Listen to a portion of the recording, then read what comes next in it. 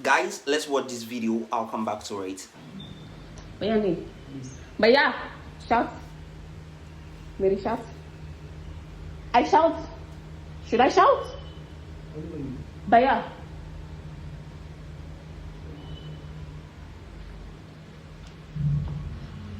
Jao.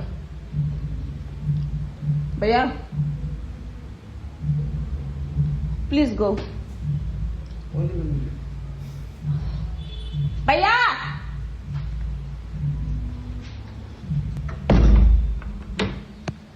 Imagine coming back to your room, the one place where you are supposed to feel completely safe, only for someone to enter that room and make you feel like you are in danger. Not even feel like you are in danger. That's exactly what happened to my friend who is studying engineering in India.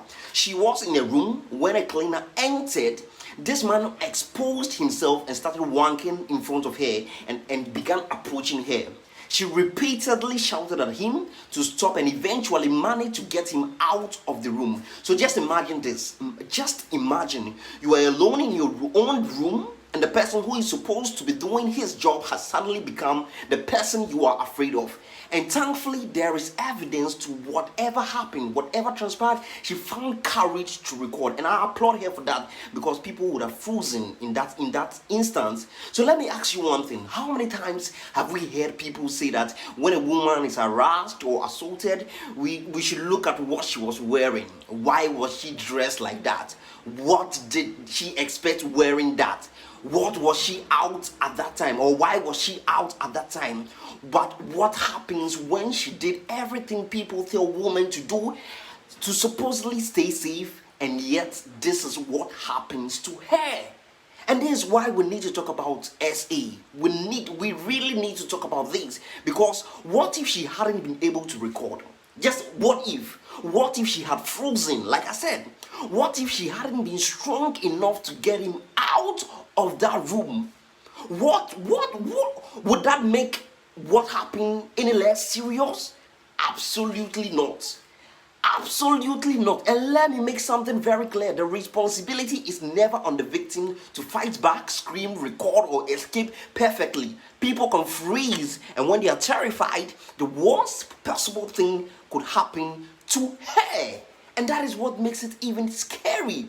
And as far as I'm concerned, this should not simply be brushed aside. No, and that is why I'm making this video. This man should be reported to the authorities and he should face the full consequences of the law. And that's on period. Being a cleaner, an employee, or a stranger, or anyone else does not give you the right to violate another person. There has to be accountability. There has to be accountability, because your own room is supposed to be your comfort zone, your safe haven, the place where you close the door and feel protected from the world, because we live in crazy times. We live in a scary world. So when someone violates that safety, the impact can be devastating to anybody, anyone who has experienced something like this. It is not your fault. You are not being dramatic, and you don't have to stay silent. Let's stop teaching people how to avoid becoming victims and start teaching people not to become perpetrators. Everyone deserves to feel safe, especially in their own home. Thank you very much. You're welcome.